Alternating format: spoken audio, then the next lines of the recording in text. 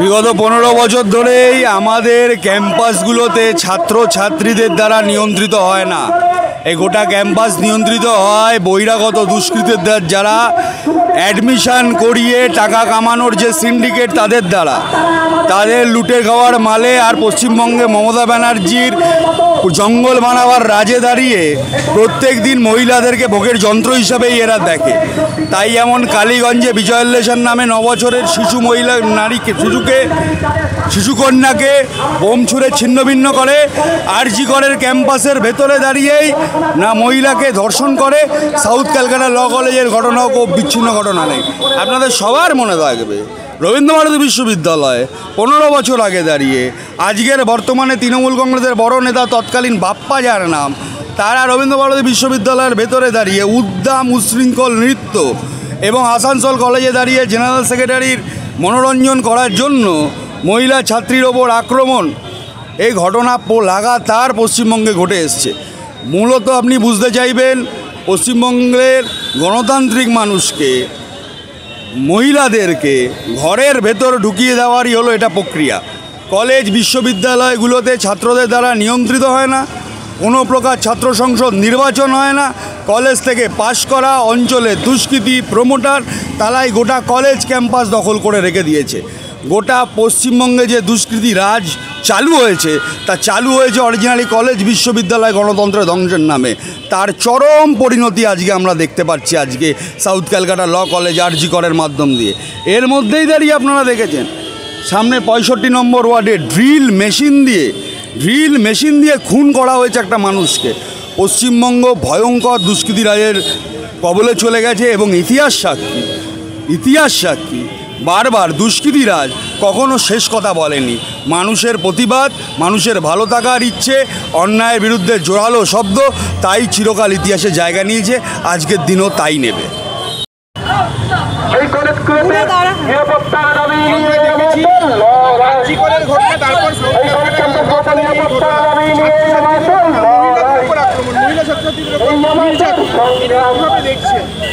যবে থেকে তৃণমূল কংগ্রেসের সরকার এসেছে তবে থেকে দুষ্কৃতীরা মনে করেছে তাদের সরকার এসেছে, তাই একের পর এক ঘটনা হচ্ছে আর কারুর তো সাজা হচ্ছে না। সমস্ত ঘটনায় তৃণমূল কংগ্রেসের লোক জড়িত, একদম নেতা কর্মী সবাই এর মধ্যে জড়িত। এটা এরকমই হবে, কারণ তৃণমূল কংগ্রেস পার্টিটা তৈরি হয়েছে দুষ্কৃতীদের নিয়ে।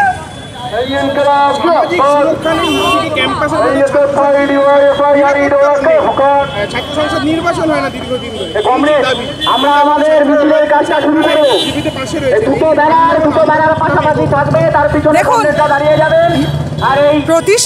শিক্ষা প্রতিষ্ঠানের ভেতরে যদি গণতন্ত্র প্রতিষ্ঠা হয় তাহলে তো চুরি চামারি লুটপাট ধর্ষণ চলবে না। সেই জন্যেই ওরা সংসদের নির্বাচন চায় না। কিন্তু আমরা যারা গণতন্ত্রপ্রিয় মানুষ এবং এই পশ্চিমবাংলার বুকে যারা গণতন্ত্র পুনঃপ্রতিষ্ঠিত করতে চাইছি, এরকম সমস্ত মানুষের কাছে আমাদের আহ্বান যে আমরা লড়াই করছি, আপনারা আমাদের সঙ্গে আসুন, আমাদের পাশে থাকুন। আমরা দেখেছি আরজি করের ঘটনা, তারপর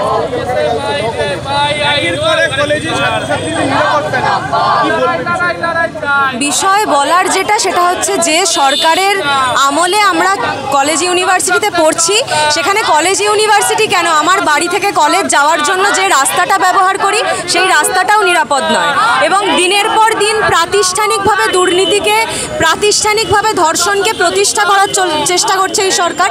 সেটারই প্রতিফলন আমরা আরজি করে দেখেছিলাম, সেটারই প্রতিফলন আমরা দেখতে পাচ্ছি এখন এই মুহূর্তে সাউথ ক্যালকাটা ল কলেজে। এবং আমরা এখন যারা এসছি এখানে এই মুহূর্তে তারা এটাও জানি যে এই সরকার ক্রমাগত চেষ্টা করবে যে এই ঘটনায় অভিযুক্ত যে মনোজিৎ, যে তৃণমূলের জিএস ছিল এই কলেজে এক সময়, তাদেরকে পিছনে সরিয়ে রাখার, তাদেরকে আড়াল করে রাখার। কিন্তু এসএফআই, ডিওয়াইএফআই, আইডোয়া গত বছর আরজি করের ঘটনার সময় যেভাবে রাস্তায় নেমেছিল এখনো সেভাবেই রাস্তায় থাকবে এবং টেনে নামিয়ে আনবে এই অভিযুক্তদের রাস্তায়। অনেকদিন ধরে যে দাবি সেটা কতটা আছে? ছাত্র ভোটের দাবিতে আমাদের সংগঠনের শহীদ আছে এই রাজ্যে, সুদীপ্ত গুপ্ত, কমরেড সুদীপ্ত গুপ্ত।